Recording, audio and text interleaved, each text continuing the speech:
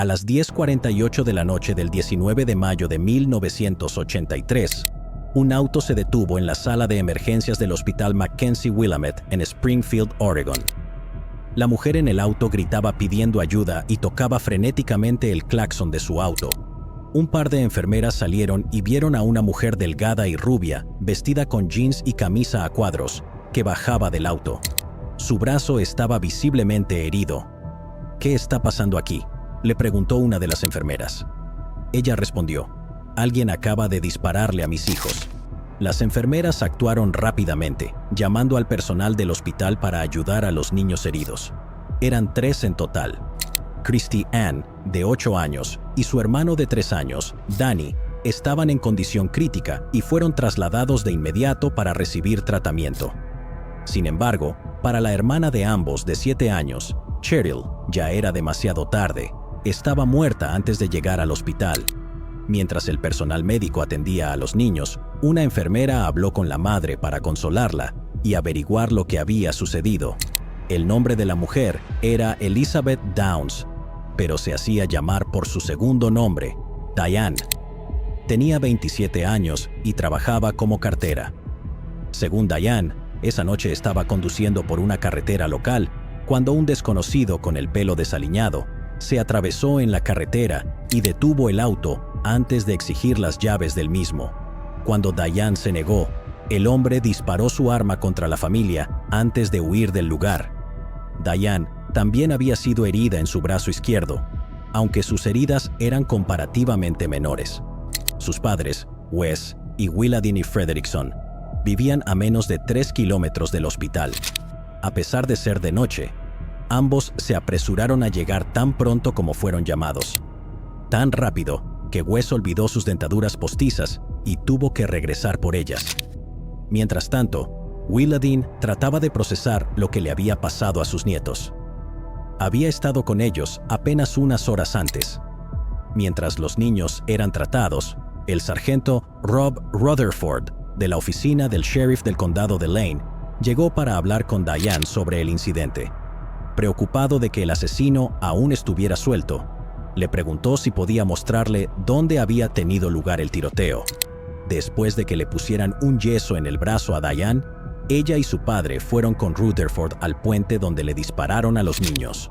En el camino, Diane le habló de un recuerdo que acababa de comprar. «Le compré a los niños un hermoso unicornio de bronce y les hice grabar sus nombres hace apenas un par de días. Era, ya sabes, significaba que teníamos una nueva vida. No debería haberlo comprado». Cuando llegaron a la escena, era un puente en medio de la nada en la carretera Old Mohawk. No había nadie alrededor. Diane habló de un auto amarillo desagradable que había visto, pero no había rastro de él. Quienquiera que fuera este hombre, ya había huido del área hace mucho tiempo. Cuando Diane regresó al hospital, los médicos salieron para informarle sobre la condición de sus hijos. Christy todavía necesitaba mucha atención médica y no estaban seguros si sobreviviría la noche. Cheryl había estado muerta por más de 1 hora. La joven madre permaneció estoica al escuchar las noticias. Sin embargo, los médicos eran cautelosamente optimistas sobre Danny. Al examinar su cuerpo, encontraron que la bala no había alcanzado ninguno de sus órganos vitales. «¿Te refieres a que no le dio al corazón?», preguntó Diane.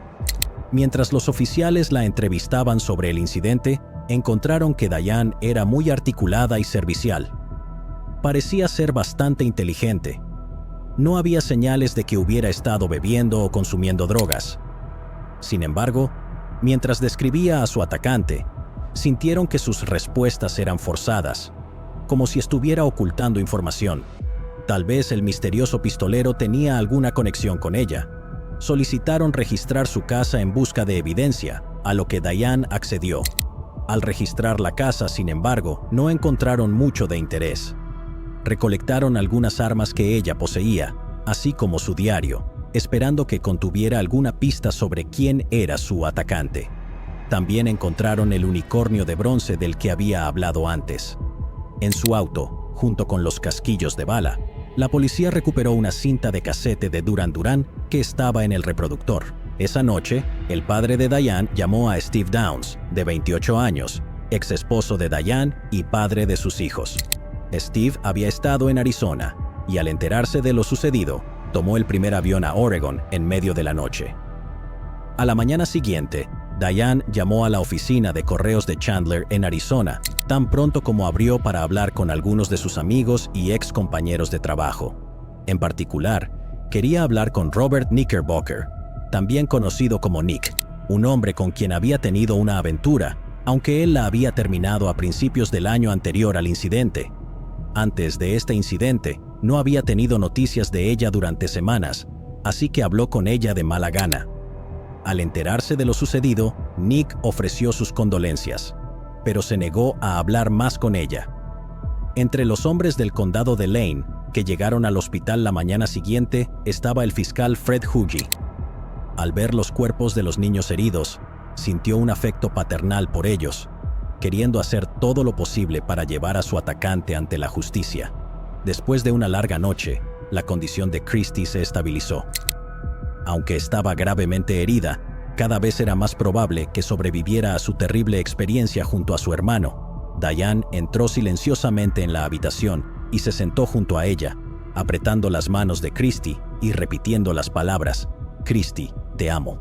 Sin embargo, en lugar de la tierna reunión entre madre e hija que uno podría esperar, algo inusual ocurrió. El ritmo cardíaco de Christy se disparó considerablemente a un pulso de 147 veces por minuto, muy por encima de una frecuencia normal en reposo de 80. Su frecuencia cardíaca se mantuvo elevada y su madre salió de la habitación algún tiempo después. Como describió un miembro del personal, había miedo en los ojos de Christy. Entonces, ¿quién era exactamente esta mujer? El personal del hospital y los investigadores notaron inconsistencias en su historia, sin mencionar la improbabilidad del incidente. ¿Había realmente un asesino trastornado deambulando por la ciudad esa noche? ¿Fue este ataque verdaderamente al azar? ¿O Diane estuvo involucrada de alguna manera? ¿Y por qué su propia hija parecía tenerle miedo? Únete a nosotros mientras echamos un vistazo a la vida de Diane Downs, la madre y amante que ocultaba un oscuro secreto. Elizabeth Diane Fredrickson nació el 7 de agosto de 1955 en Phoenix, Arizona. La madre de Diane, Willadine, era prácticamente una niña aún, dado que Diane nació cuando ella tenía solo 17 años, mientras que su esposo Wes tenía 25. La pareja terminó teniendo 5 hijos en total, el último nacido cuando Willadine tenía 25 años.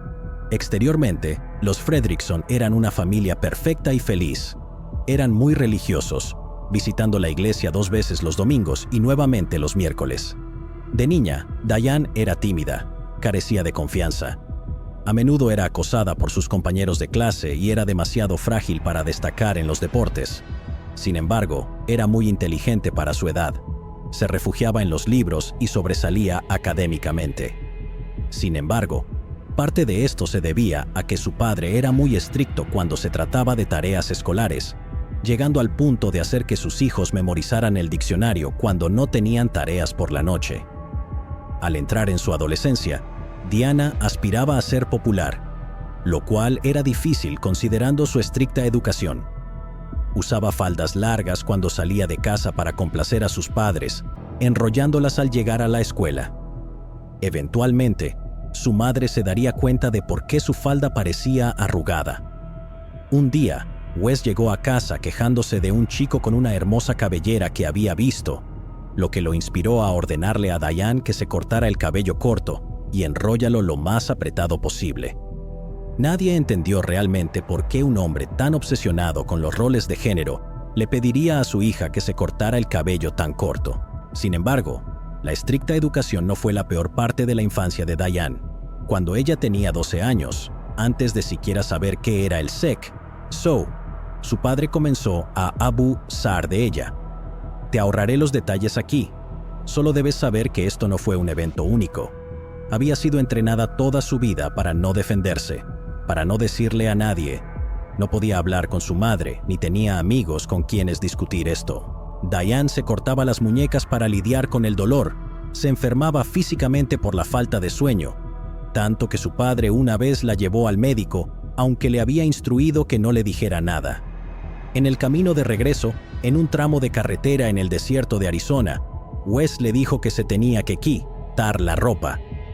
Al principio accedió, pero cuando él le exigió que se desnudara más, protestó, gritándole a su padre, tratando de abrir la puerta del auto y saltar antes de poder escapar. Él la sujetó de nuevo y cerró la puerta. Y el auto se desvió en la carretera y un oficial de la patrulla de carreteras los detuvo. El oficial los interrogó, pero Diane no dijo nada, asustada de que perdería su hogar si su padre era arrestado. A pesar de eso, el oficial notó que no llevaba ropa y deseó hablar con su padre en privado. El oficial y Wes tuvieron una conversación aparte en la que el padre pareció inusualmente evasivo. Lo que sea que se haya dicho en esa conversación, el Abu Sosexual se detuvo. En los años siguientes, Diane se volvió más extrovertida, aprendió a maquillarse, se vistió menos conservadoramente y pasó de ser una chica tímida del coro a ser extremadamente habladora. A los 15 años conoció a Steve Downs en la escuela secundaria en Phoenix y comenzaron a salir juntos. Wes y Willa Dean pensaban que Steve era demasiado inmaduro para Diane y la instaron a salir con otros hombres, lo cual, por supuesto, solo la hizo sentirse más atraída hacia él. Al crecer, Diane amaba a los animales y tenía todo tipo de mascotas. Pero con el tiempo, esto también resultó ser una fuente de trauma. Un Cocker Spaniel fue aplastado por un tractor que Steve conducía. Diane culpó a su padre por la muerte del perro, ya que él había llamado al perro momentos antes del accidente. También cuidaba a una cabra y a su cría, las cuales fueron asesinadas por su padre. Por último, Wes mató a los gatos de Diane cuando contrajeron tiña. Steve se unió a la Marina en 1972 y la pareja estuvo separada por un tiempo. Sin graduarse de la preparatoria, Diane fue al Pacific Coast Baptist Bible College para convertirse en misionera. Sin embargo, solo duró 2 semestres en la escuela y terminó siendo expulsada por promiscuidad.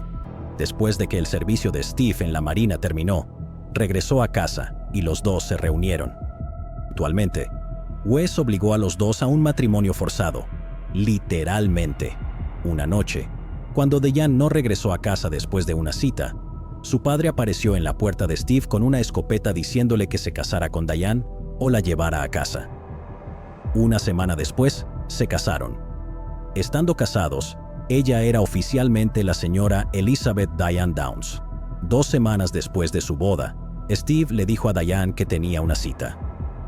Evidentemente, había invitado a esta mujer un mes antes y sentía que tenía que cumplir su palabra. Le pidió a Diane que le planchara los pantalones y ella accedió. En su noche de bodas, la madre de Diane le dio una caja de pastillas anticonceptivas, pero después de la infidelidad de Steve, decidió dejar de tomarlas con la esperanza de concebir un hijo. Estamos llenos de buenas decisiones en el episodio de hoy, ¿no es así? Eso fue sarcasmo. Su deseo se cumplió poco después. Nació su primera hija, Christine. Diane adoraba a su bebé mientras lamentaba el hecho de que la vida matrimonial no fuera mucho mejor que vivir con su padre. Steve era exigente y abusivo, insistiendo en que ella preparara las comidas justo a las 5 en punto. Le decía que se arreglara para salir por la noche y luego se enfurecía cuando otros hombres la miraban. Me estrangulaba, me sacudía, me tiraba al suelo casi todos los días. Diane necesitaba tomar el control de su vida de alguna manera y casi por capricho decidió inscribirse en la Fuerza Aérea, desconcertando a su esposo. Fue de corta duración. Diane sirvió en la Fuerza Aérea solo durante 3 semanas antes de ser dada de baja. Poco después, Diane sufrió una contusión mientras jugaba a las luchas con su esposo. Y aunque sé lo que estás pensando, ambas partes admitieron que fue un accidente. Después de quedar inconsciente mientras conducía, su médico le aconsejó que dejara de tomar las pastillas anticonceptivas. Poco después, quedó embarazada de su segunda hija, Cheryl Lynn. Mientras que la primera hija llevó alegría a la joven pareja, el nacimiento de Cheryl enfureció a Steve. Sentía que no podía cuidar de una segunda hija y al menos esperaba que fuera un niño. Una noche, mientras preparaba la cena, Diane fue alertada por Christine, de 18 meses, de que Cheryl se estaba ahogando. Diane rápidamente golpeó a la niña en la espalda para hacerla escupir lo que tenía en la boca. Momentos después, Steve exigió saber dónde estaba su cena. Diane explicó la situación con lágrimas en los ojos. Su esposo miró a su hija y dijo: «Bueno, parece estar bien ahora». En un intento por evitar tener más hijos, Steve se hizo una vasectomía. Sin embargo, no asistió a una cita de seguimiento y poco después, Diane quedó embarazada por tercera vez. Steve la acusó de engañarlo, pero un chequeo confirmó que él todavía era fértil. En última instancia, Diane se sometió a un aborto. En 1977, Diane tomó a sus hijas y huyó del matrimonio. Fue a vivir con su hermana Kathy en Flagstaff. Allí consiguió un trabajo como conductora de un camión de concreto. Desafortunadamente, el trabajo solo duró un mes porque Diane fue violada por su jefe. Rápidamente regresó a Steve. Este episodio de su vida puede ser breve, pero es trágico de todos modos. Diane tomó un nuevo trabajo en un parque de casas rodantes, donde se llevó bien con un compañero de trabajo. Por primera vez en su matrimonio, tuvo una aventura y otra y una tercera. El tipo de hombre que le atraía, según sus propias palabras, era un buen espécimen. Una mañana, Steve la siguió para confirmar sus sospechas de que ella lo engañaba. Cuando los atrapó en el acto, se desató una pelea. Uno de los compañeros de cuarto de su amante sacó una pistola, pero afortunadamente nadie resultó herido. Sin embargo, había más noticias. Diane estaba embarazada nuevamente de un bebé cuyo padre no era su esposo. Steve amenazó con echarla a ella y a las dos niñas de la casa, pero al final las cosas resultaron lo mejor que pudieron. Después de 9 meses, nació Danny y Steve estaba más que feliz de tener un hijo, incluso si no era realmente suyo. Ahora, con 3 hijos en el hogar, los dos padres se volvieron aún más inestables. Diane oscilaba entre ser una madre amable y amorosa y una madre verbalmente abusiva, no diferente a su propio padre. Diane dejó a Steve nuevamente, mudándose con el padre de Danny. Una semana después, volvió. Poco después, Diane se enteró sobre la maternidad subrogada viendo televisión. Decidió que esta sería su vocación en la vida y decidió postularse. Le hicieron una serie de pruebas para determinar si sería adecuada para el programa. En las pruebas de IQ y otras basadas en inteligencia, sobresalió. Cuando llegó el momento de las otras evaluaciones psicológicas, los evaluadores fueron mucho más escépticos, señalando su crianza abusiva y graves problemas de salud mental. Les preocupaba que, como madre subrogada, se negaría a entregar al bebé. Sin embargo, debido al hecho de que ya había dado a luz a 3 niños sanos, fue aceptada. En el tiempo que Diane esperó para convertirse en madre subrogada, el matrimonio de los Downs continuó desmoronándose. Diane continuó viendo al padre de Danny y tuvo numerosas aventuras con otros hombres durante este periodo. Cuando entrevistaron a Diane años más tarde, se defendió diciendo: «En 2 años tuve 10 amantes diferentes. 2 años no es tanto tiempo y menos de la mitad de ellos estaban casados». Por fin, Diane y Steve se divorciaron. 2 semanas después de que él se mudara, otro de los amantes de Diane se mudó con ella, llevando consigo a sus 2 hijas. La relación fue, como era de esperarse, de corta duración. Poco después, Diane fue a una clínica en Kentucky y quedó embarazada de su hijo subrogado. Durante este periodo, una de sus vecinas se preocupó por la mediocre crianza de Diane, llegando al punto de dejar que Cheryl pasara tiempo regularmente en su casa. Un día, la vecina le escribió una carta molesta a Diane, lo que provocó que Diane fuera a la casa de la vecina. Durante la discusión, Diane le dijo a Cheryl: «Eres una niña tan mala que, si no obedeces a mamá, mereces ser asesinada». A pesar de estar divorciados, Steve seguía presente en la vida de Diane, yendo regularmente a ver a sus hijos.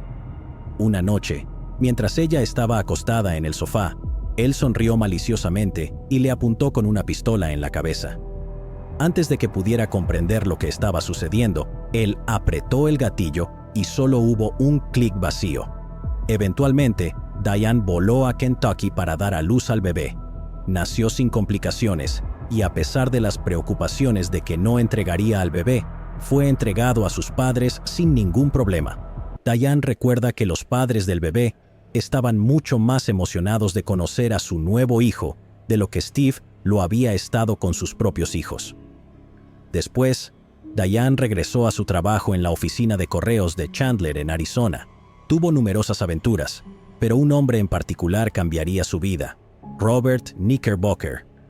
Diane y Robert Knickerbocker, que se hacía llamar Nick, se conocieron por primera vez en noviembre de 1981. Diane estaba embarazada con el niño subrogado en ese momento, pero después de dar a luz y regresar al trabajo, ella y Nick trabajaron juntos regularmente. No era el primer hombre en la oficina de correos con quien había tenido una aventura, y Nick tampoco era ajeno a las aventuras. Diane también estaba buscando convertirse en madre subrogada por segunda vez, pero le preocupaba quedar embarazada si seguía teniendo aventuras. Resulta que Nick era infértil. El 19 de mayo fue el primer día que se volvieron íntimos. Lo sabemos porque Diane lo marcó en su calendario. Nick quería mantener la aventura en privado, pero Diane hablaba de él con sus compañeros de trabajo tan regularmente que no había mucho que él pudiera hacer. Nick había esperado que la relación siguiera siendo un asunto casual, pero rápidamente quedó claro que Diane tenía el matrimonio en mente. Por supuesto, había un problema. Nick no quería tener hijos. Se llevaba bien con los hijos de Diane, pero no tenía ningún deseo de ser padre. Por eso se había hecho una vasectomía. No solo eso, sino que aún no había renunciado a su propio matrimonio. Antes del segundo viaje de Diane a la clínica para convertirse en madre subrogada, contrajo una ITS. Ella acusó a Nick de habérsela transmitido, a pesar de que ella misma había dormido con 4 hombres ese verano. Para proteger a su esposa, Nick confesó toda la aventura y terminó su relación con Diane justo antes de su próximo vuelo a Kentucky. En la clínica no pudo concebir. Cuando llegó a casa, Steve la recogió en el aeropuerto en lugar de Nick, con la esperanza de reconciliarse después de una pelea que habían tenido 2 semanas antes, en la que él la golpeó tan fuerte que se presentó a trabajar al día siguiente con un ojo morado. Esa noche, Diane se encerró en el baño con una pistola y apretó el gatillo, asustando a su exmarido. Ella amenazó con matar a Steve, pero él pudo calmarla lo suficiente como para quitarle la pistola y llevársela. Diane seguía obsesionada con Nick, llegando a tatuarse una rosa con su nombre en el hombro.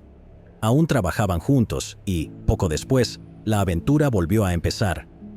En octubre, ocurrió otro incidente extraño. El remolque de Diane se incendió parcialmente. La casa todavía era habitable, pero ella recibió un pago de $7,000, después de haber hecho solo $1,200 en pagos de seguros. Un investigador determinó que el incendio se debió a un cortocircuito eléctrico, pero más tarde Diane confesó que ella y Steve habían planeado el incendio, culpando a su exmarido por no poder quemar todo el remolque. Semanas después, Steve estaba sentado en la parte trasera de su camioneta con Cheryl, cuando Diane se acercó a ellos con la pistola que él le había quitado. Steve corrió hacia ella e intentó quitarle la pistola a través de la ventana. Ella aceleró, y Steve se aferró durante unos 6 metros antes de perder el equilibrio y caer. Con el dinero de su trabajo, la maternidad subrogada y el pago del seguro, Diane intentó abrir su propia clínica de maternidad subrogada. Pero como era de esperarse, no llegó muy lejos. La primera pareja interesada se separó antes de que se pudiera firmar un contrato, sin mencionar la inexperiencia de Diane en la gestión de un negocio.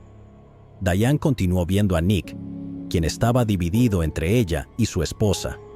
Una noche, ella lo presionó para que respondiera a cuál de las dos amaba más. Él respondió que a su esposa, y como era de esperarse, Diane se volvió loca. Nick llamó a su esposa y se fue a casa, pasando el resto de la noche con Diane golpeando la puerta. Poco después, Nick y su esposa se fueron de vacaciones a Texas por 2 semanas. Sin embargo, cuando Diane notó que él ya no estaba en el trabajo, asumió que se había ido a Texas para escapar de ella. Solicitó una transferencia a Oregon, donde sus padres se habían mudado para comenzar una nueva vida. La oficina de Arizona estuvo más que feliz de ayudarla con su transferencia. Algunos empleados notaron que, a pesar de su promiscuidad, Diane se negaba a entregar copias de Playboy o Penthouse a los suscriptores en su ruta. Al descubrir que Nick no la había abandonado, Diane intentó cancelar su transferencia. Después de que se lo negaron, trató de convencer a Nick de que se mudara a Oregon con ella y él lo consideró, llegando a cenar con sus padres, Wes y Willa Dean, quienes lo alentaron a mudarse con ella. Creo que la mayoría podemos decir que conocer a los padres de tu novia puede ser un poco incómodo, así que es difícil imaginar lo que pasaba por la mente de Nick. Eventualmente, Diane empacó con sus hijos para mudarse a través del país, un viaje que le tomó 2 días. Nick pensó que las cosas con Diane por fin habían terminado. Al menos eso pensaba, hasta que tuvo una sorpresa unas semanas después de su mudanza. Diane apareció en su ruta de correo en el trabajo, habiendo pedido prestado un jeep a uno de sus ex amantes. En este punto, podría ser perdonado por pensar que Diane es un demonio con poderes de teletransportación. Le contó sobre todos los amigos que había hecho en Oregon, mientras él apenas decía una palabra. Él dejó en claro que no estaba dispuesto a mudarse con ella y que realmente no estaba listo para ser padre. Diane regresó a casa sin incidentes. Es en este punto de la historia donde debo señalar cuánto de lo que sabemos sobre la vida de Diane proviene de su diario. Ella era una escritora prolífica, así que es fácil construir una imagen mental de ella. Combinando eso con las numerosas entrevistas de las personas a su alrededor, parece que toda la vida de Diane puede ser fácilmente documentada. Pero el 11 de mayo de 1983, una semana antes del accidente final, hubo un cambio repentino de tono en su diario.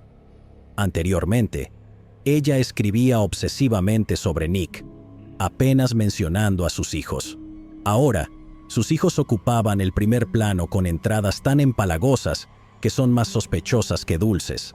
Para citar, ellos están a mi lado, pase lo que pase. Danny dice que soy su mejor amigo, y él es mi mejor amigo. Siempre me da besos y abrazos. Todas las mañanas cuando voy al trabajo, me saluda y dice, adiós mamá, recógeme después del trabajo. Te quiero, es hermoso, y siempre está tan feliz. Ahora, la regla número 1 en Mentes Enfermas es no escribir sobre tus crímenes, pero parece que Diane va demasiado lejos en la dirección contraria. Ella se detiene justo antes de escribir. Vaya, estaría muy triste si alguien intentara matar a mis hijos. Un pasaje en particular describe el unicornio de bronce que había comprado. Encontré un hermoso unicornio de bronce en el mostrador de una tienda. Voy a comprarlo para Christy, Cheryl y Danny. Luego lo mandaré grabar. Sé que les gustará. Ella le había dicho al vendedor de la tienda que necesitaba tenerlo para el 13 de mayo de 1983, lo cual es bastante desconcertante, ya que no había ningún aniversario o evento especial en esa fecha. De hecho, no sucedió nada notable.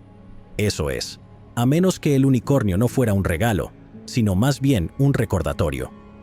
Ahora volvemos a esa fatídica noche. En una carretera oscura, le habían disparado a 3 niños. Cheryl estaba muerta. Christy y Danny habían sobrevivido a sus heridas, pero solo gracias al rápido trabajo del personal del hospital. A la propia Diane le habían disparado, aunque una bala en el brazo era mucho menos amenazante para la vida en comparación con lo que habían pasado sus hijos. Después de leer su diario, el fiscal principal, Fred Huggy, y las autoridades seguían desconcertados. Pensaban que Steve o Nick podrían haber sido el misterioso extraño de cabello desaliñado que Diane describió. Ambos estaban al otro lado del país esa noche. Era más probable que ella misma les hubiera disparado, pero la falta de evidencia concreta dificultaba obtener una orden de arresto. Diane les había dado muchas entrevistas a los investigadores, sin embargo, por muy cooperativa que había sido, Diane se volvió muy impaciente con ellos. Se negó a dar su consentimiento para una cirugía que removería los fragmentos de bala del hombro de Christy, o que las heridas de los niños fueran fotografiadas. Cuando fue citada a testificar ante un gran jurado, se negó a ir durante meses. Era inaudito que una víctima se negara a testificar en una investigación de asesinato, pero Diane no era una víctima común. En una de las entrevistas que dio a la policía durante este periodo, recreó la noche del asesinato en una grabación con un auto similar. Cabe señalar que no todos procesan el duelo de la misma manera. Yo mismo hago bromas en momentos tristes para ayudarme a sobrellevar la situación. Dicho esto, el comportamiento de Diane durante este video es completamente extraño. Para una mujer que supuestamente vio a un extraño dispararle a sus hijos unos pocos días antes, estaba de un humor notablemente bueno, eufórica, riendo y haciendo bromas mientras repasaba sus pasos. En un momento, accidentalmente golpea su yeso contra el marco de la puerta, haciendo una mueca de dolor. Después de recomponerse, se ríe y dice: «Esto es peor que Zrenia», y se detiene. Diane continuó visitando a sus hijos en el hospital. Christy estaba recuperando lentamente su capacidad para hablar, trabajando con la consejera Paula Krogdahl, y su madre a menudo se comunicaba con ella en susurros. El 10 de junio, un oficial presenció a Christy decirle a su madre: «Paula estuvo aquí hoy, pero no hablé de nada». Sin embargo, los guardias se negaron a dejar que Diane hablara sola con su hija. Diane se sometió a una cirugía en el brazo. Cuando se completó, despertó con una desagradable sorpresa. El fiscal Hughie había solicitado que Christy y Danny fueran removidos de la custodia de Diane, solicitud que un juez había concedido. Aún se le permitía verlos en el hospital, pero no se los llevaría a casa. Naturalmente, Diane estaba furiosa y dijo que se llevaría a los niños del hospital. Sin embargo, seamos realistas, con una niña en silla de ruedas y otro conectado a un soporte vital, incluso la madre más devota tendría dificultades para cumplir esa amenaza. Mientras Diane estuvo en cirugía, otro investigador intentó entrevistar a Danny sobre lo que había sucedido. Desafortunadamente, el niño de 3 años no pudo hablar en detalle sobre el incidente, ya sea porque no comprendía los eventos de esa noche o porque tenía demasiado miedo, dijo. «No se supone que debo responder. No se supone que debo responder». Los oficiales entrevistaron a personas que estuvieron en el área esa noche, incluso a posibles sospechosos que coincidían con la descripción del desconocido. Cada pista resultó ser un callejón sin salida, ya que los hombres de interés habían estado en la cárcel la noche en cuestión o no coincidían con la descripción que Diane había dado. Lo más cercano a un testigo fue un hombre que vio su Nissan rojo conduciendo por la carretera esa noche. Esto habría sido después del tiroteo. Sin embargo, el hombre notó que lo único inusual del auto era lo lento que iba, alcanzando un máximo de 16 kilómetros por hora. No hubo gritos de ayuda, ni sonidos de gritos o alaridos. A Diane le habían disparado, sí, pero uno podría razonablemente esperar que una mujer cuyos hijos estaban muriendo tuviera un mayor sentido de urgencia. Danny continuó dando versiones contradictorias de los eventos de esa noche, diciendo que efectivamente había un hombre allí esa noche, pero en otra ocasión le dijo a los oficiales que su madre lo había atropellado con el auto. A pesar de que Diane era una madre abusiva, no había evidencia de esto. Christy, por otro lado, estaba recuperando lentamente su capacidad de hablar y sus recuerdos de esa noche. Con más terapia, Christy podía ser la única persona que pudiera dar un relato claro de lo que sucedió. Después de 5 semanas de tratamiento, por fin fue dada de alta del hospital y colocada en un hogar de acogida. La policía tuvo problemas para encontrar pruebas concluyentes que demostraran que Diane era la asesina. El principal problema era el arma utilizada en el tiroteo. Por las balas recuperadas, sabían que ella tenía acceso a un arma que coincidía, pero el arma en sí no se encontraba por ningún lado, probablemente desechada en el río. Un grupo de búsqueda extenso recorrió el área circundante, incluso buceando en el río, pero no se encontró nada. Al menos contaban con el apoyo de aquellos que mejor conocían a Diane, Steve, Nick y su hermana Kathy, quienes creían que Diane era la culpable. Nick incluso llegó a llamarla él mismo, grabando la llamada y tratando de hacerla confesar por teléfono. Durante una de estas llamadas, ella incluso afirmó que habían sido 2 agresores. Los padres de Diane eran los únicos que creían en su inocencia, aunque dado su estilo de crianza, diría que su juicio no era muy confiable. Diane, desafiando el consejo de su abogado, hablaba con cualquiera que la escuchara. Hizo numerosas apariciones en los medios y pronto todos en la ciudad sabían quién era y que era sospechosa. A pesar de su antagonismo con la policía, Diane insistía en hablar con ellos regularmente, cambiando a menudo su historia. En un momento decía que el hombre tenía una apariencia diferente y afirmaba que él la había llamado por su nombre y que la conocía. Los policías esperaban encontrar tantos agujeros en su historia como pudieran, pero ella seguía insistiendo en que fue un hombre quien le disparó a sus hijos. Diane fue entrevistada por los investigadores interminablemente, pasando por varias cintas en una sola sesión. Con el tiempo, ellos se mostraron más agitados con ella, comenzando a acusarla más y más directamente. Ella frecuentemente amenazaba con irse, solo para que los investigadores le recordaran que era libre de irse en cualquier momento. Cuando se le preguntó por qué el hombre habría estado de acuerdo con que Diane se fuera conduciendo con sus hijos, ella respondió: «Les dije que no vino a llevarse el auto». Los entrevistadores no podían estar más confundidos y cuando pidieron aclaraciones, Diane se volvió evasiva. Continuaron señalando la falta de plausibilidad de su historia. Cuando tuvo suficiente, les dijo: «Está bien, ya que ustedes parecen pensar que debería haber traído al tipo conmigo, lo conseguiré yo misma y lo traeré porque sé quién lo hizo». Comprensiblemente, quedaron bastante sorprendidos. «¿Sabes su nombre?», dijeron. Diane respondió: «Sí, sí lo sé». «¿Lo conoces por nombre?». «Sí». Sin embargo, se fue sin decirles el nombre del hombre que le disparó a sus hijos. Más tarde ese día, el teléfono sonó. Era Diane. Balbuceó incoherentemente por un rato antes de colgar, aún sin dar el nombre de su atacante. Poco después de 5 meses en el hospital, Danny se uniría a su hermana en el hogar de acogida. Permaneció en una silla de ruedas y, desafortunadamente, necesitaría una por el resto de su vida. Christy había sufrido parálisis facial parcial por el incidente. Incluso si sus mentes pudieran superar el trauma de esa noche, sus cuerpos no lo harían. Mientras tanto, Diane estaba más sola que nunca en su vida. Bebía frecuentemente y salía a recoger hombres al azar. Ninguno de sus amigos en Oregon o Arizona quería tener nada que ver con ella. Había una excepción, un hombre que conoció mientras trabajaba en la ruta postal en Oregon. Por supuesto, había oído las noticias, pero tenía problemas para creer que esa mujer amigable pudiera haber hecho algo tan horrible. Los dos comenzaron a salir y pronto se volvieron íntimos. Diane comenzó a obsesionarse con él, apareciendo constantemente en su casa, queriendo pasar tanto tiempo con él como fuera posible. El hombre dio aviso a su casero y encontró un nuevo hogar a 20 minutos de distancia, sin decirle su nueva dirección. Pero 2 noches antes de que él se mudara, Diane fue para una última cita.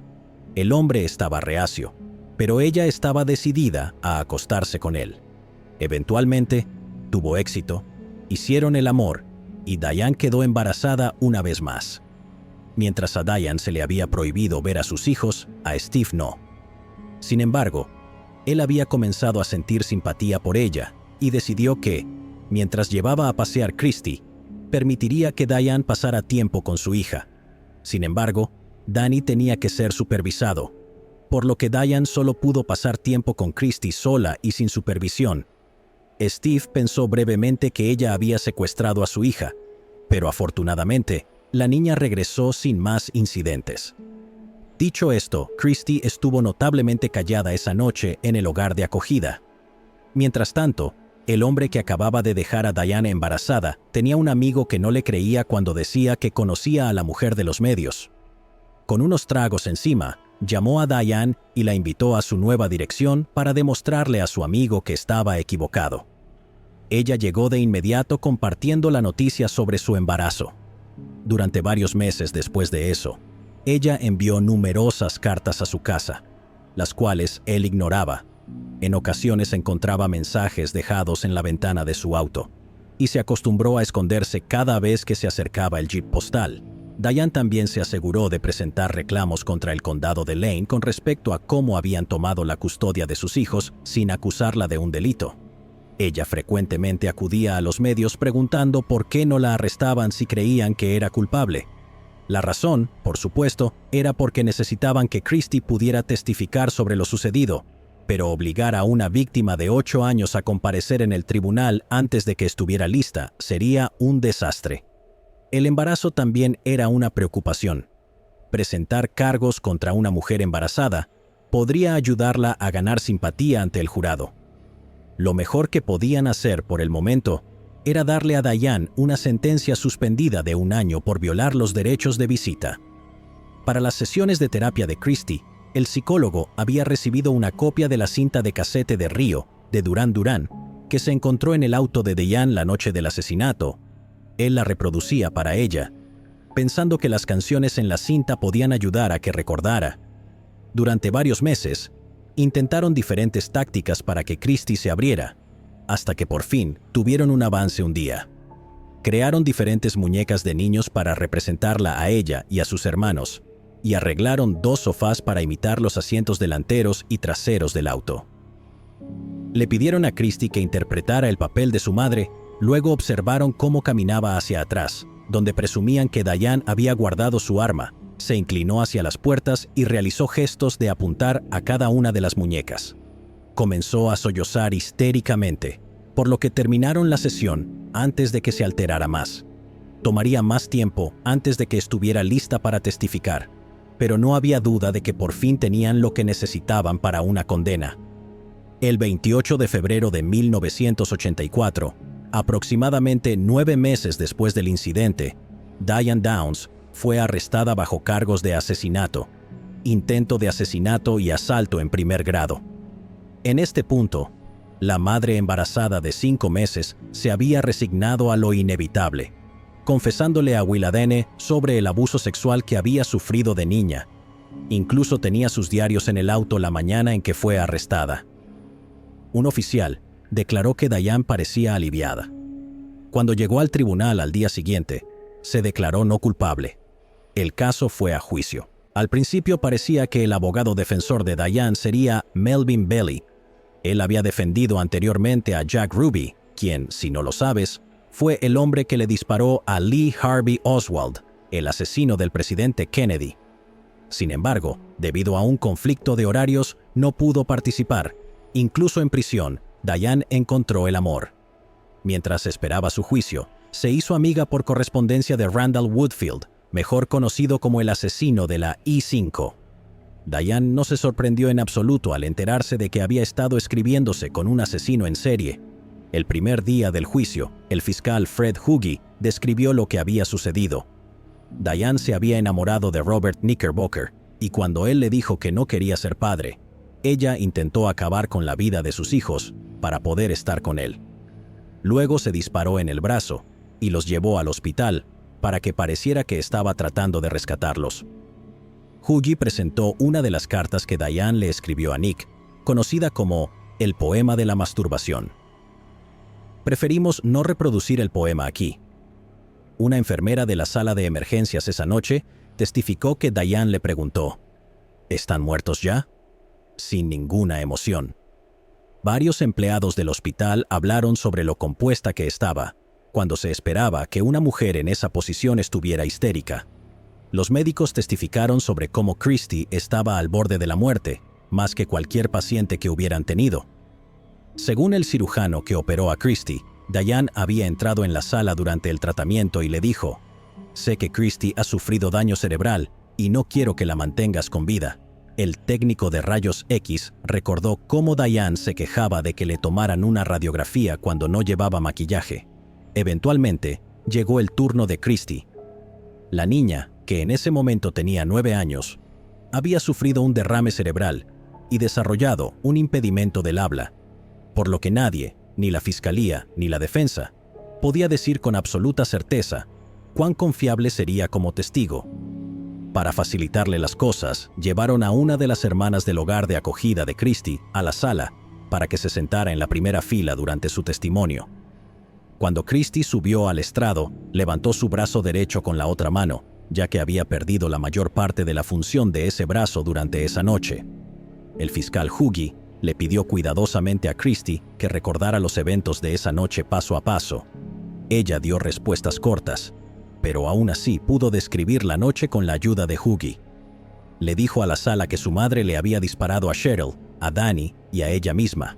De hecho, recordó haber escuchado la canción Hambrienta como el lobo en el momento en que sucedió. Una vez que Hughie terminó de interrogar a Christie, el abogado de Diane procedió a interrogarla, lo que debió haber sido el peor momento de su vida. Evidentemente, la estrategia de la defensa de Diane era ver si Christie había confundido los eventos de esa noche con un viaje anterior que habían hecho a la playa a principios de esa semana. Christie se mantuvo firme acerca de lo que había visto.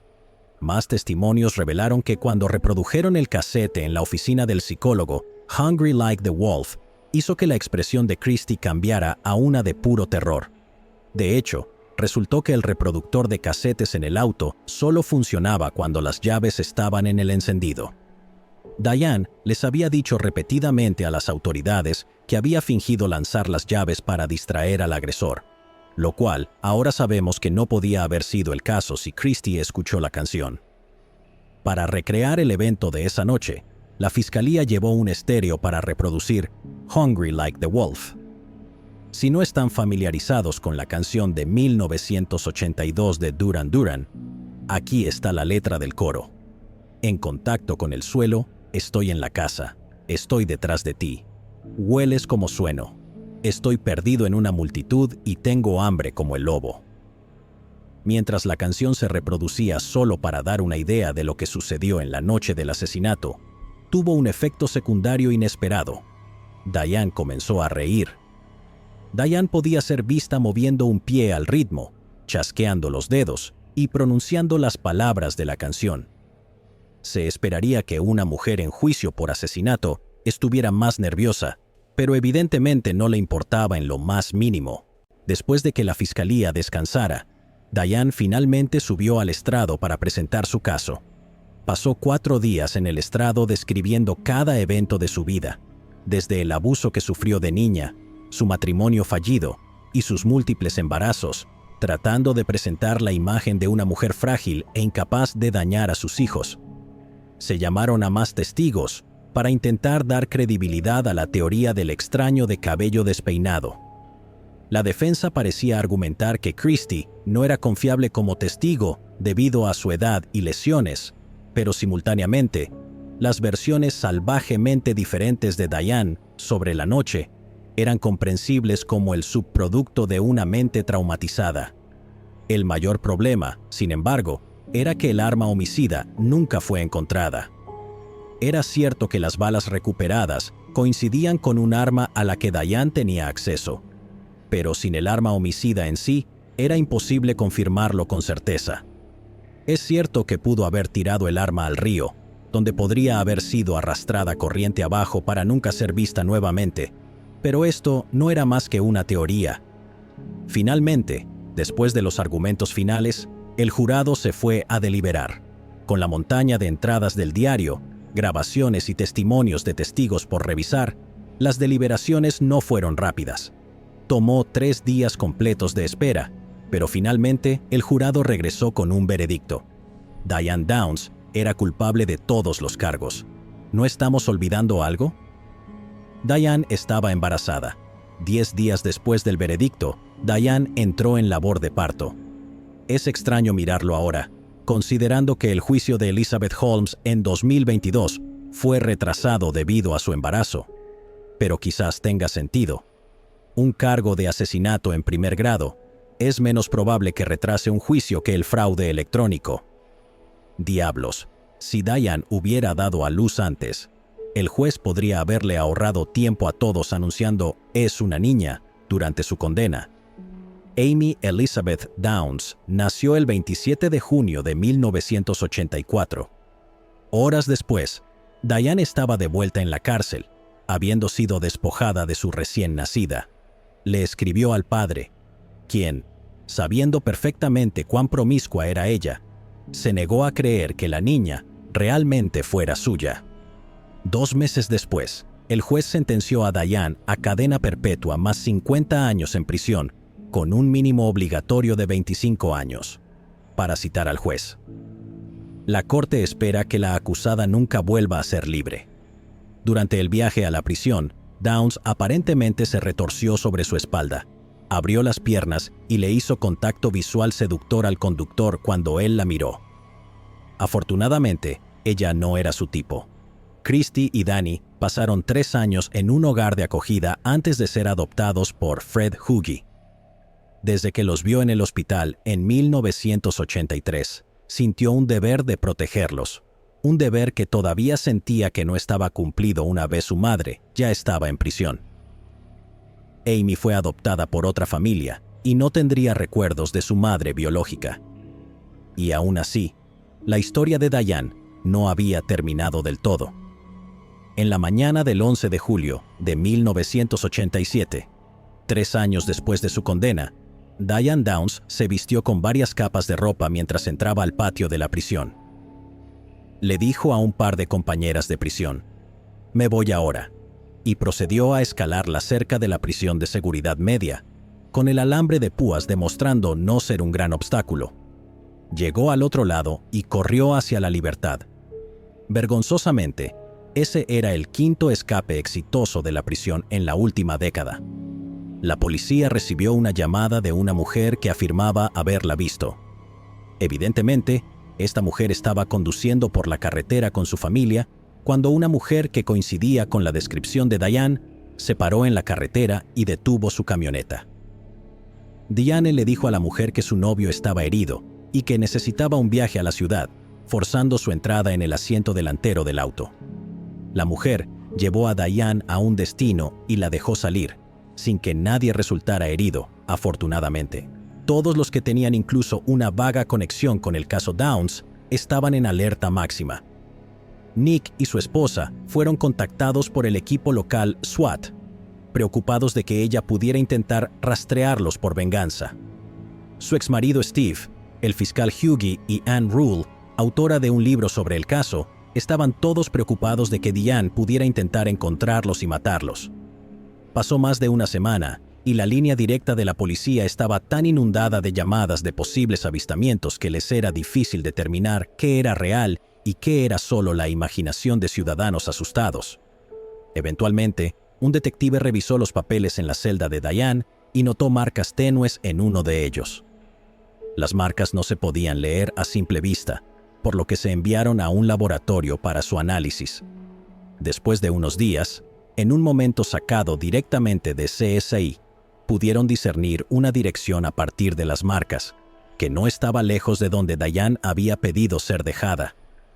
Al registrar este lugar, descubrieron que Diane había estado quedándose con Wayne Seifer, el esposo de una de sus compañeras de prisión, Louise Seifer. Diane luego afirmaría que había identificado al hombre responsable de matar a sus hijos y que se había escapado para poder casarlo ella misma. Mientras se quedaba con Wayne, los dos tuvieron sexo múltiples veces, pero no quedó embarazada. Tras su captura, Diane fue trasladada a una prisión de máxima seguridad, donde permanece hasta el día de hoy. Diane Downs puede que no sea una asesina en serie, pero sigue siendo aterradora. Como muchos sujetos en este programa, tuvo una infancia abusiva que la convirtió en un monstruo. Tenía un intelecto fuerte y un estado emocional débil, una combinación mortal. Era astuta, manipuladora, y veía a las personas a su alrededor, incluso a sus hijos, como nada más que peones para obtener lo que quería, que irónicamente era ser amada. Supongamos que hubiera tenido éxito en su misión. Sus 3 hijos murieron y ella pudo desempeñar el papel de madre afligida. ¿Nick habría sentido tanta simpatía como para dejar a su propia esposa y casarse con ella sin la carga de los hijos? Probablemente no. Su plan era incoherente y de poca visión, lo que hace aún más extraño que casi se saliera con la suya. Si Christy no hubiera regresado del borde de la muerte, es posible que Diane hubiera quedado libre. El unicornio de bronce, destinado a ser un recuerdo de sus hijos muertos, no sería nada más que un símbolo de un complot fallido. En 1988, Diane fue entrevistada en el programa de Oprah Winfrey junto con Ann Rule, la autora de Small Sacrifices, Pequeños Sacrificios, el libro sobre el caso. Aunque no me gusta la práctica de darles una plataforma a los asesinos para hablar, no puedo evitar admitir que la entrevista es fascinante.